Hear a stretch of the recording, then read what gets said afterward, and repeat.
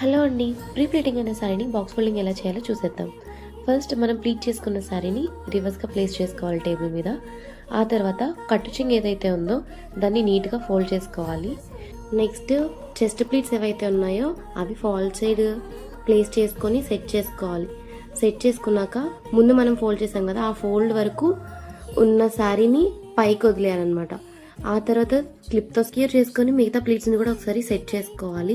Set చేసుకున్నాక మిగిలిన క్లాత్ని లోపలికి ఫోల్డ్ చేసుకోవాలి.